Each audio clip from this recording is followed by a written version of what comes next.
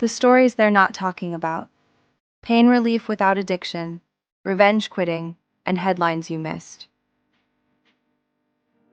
Hey everyone, welcome back. Today we're skipping the loud viral drama and looking at the quiet revolutions and under-the-radar stories that are actually reshaping lives right now. We've got a brand new non-addictive painkiller that just entered real-world use, an almost invisible brain implant that could restore movement to paralyzed people. A workplace trend called revenge quitting that's spreading fast.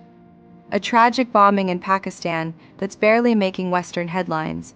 And the FDA quietly shutting down the cheap weight loss drug loophole.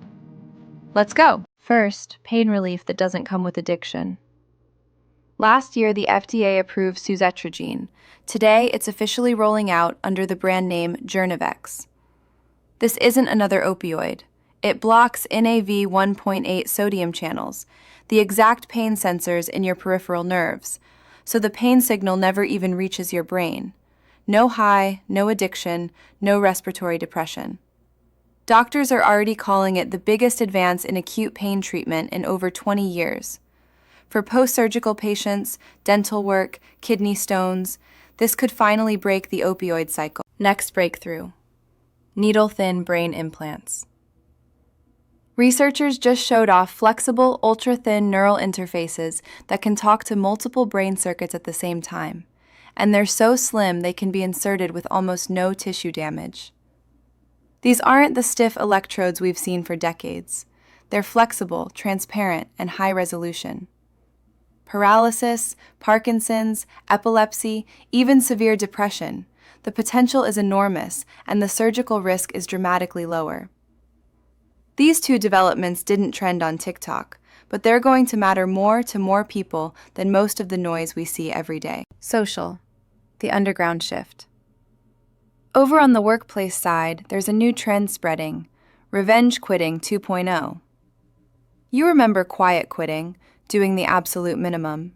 This is the mirror image.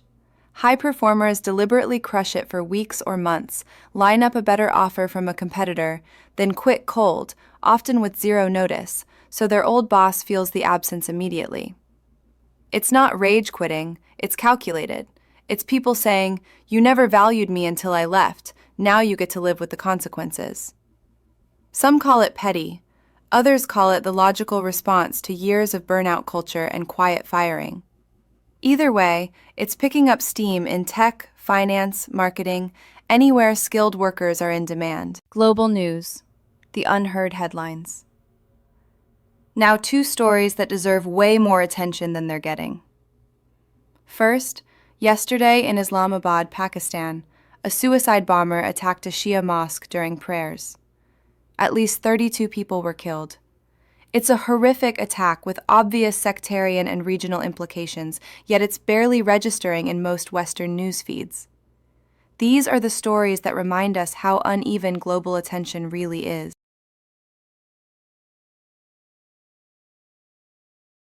Second, the GLP-1 crackdown. The FDA just announced a major enforcement sweep against telehealth companies, Hims and Hers, and others, that were mass-producing and selling compounded versions of semaglutide and tirzepatide, while the brand-name drugs were in shortage. The official shortage is now over.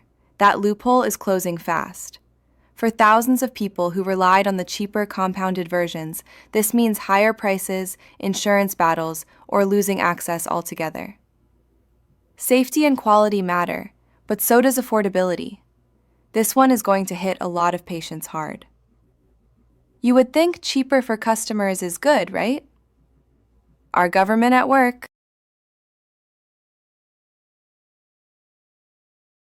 So that's the news that didn't go mega viral.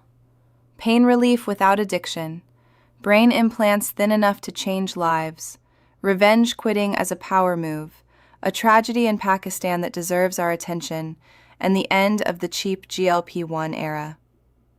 These are the stories that actually move the needle on real life. Which one surprised you the most? Revenge quitting, justified, or toxic? Would you take Journavex over opioids?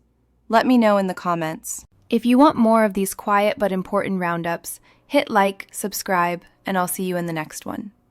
Stay curious, stay informed. Thanks for watching. Talk soon.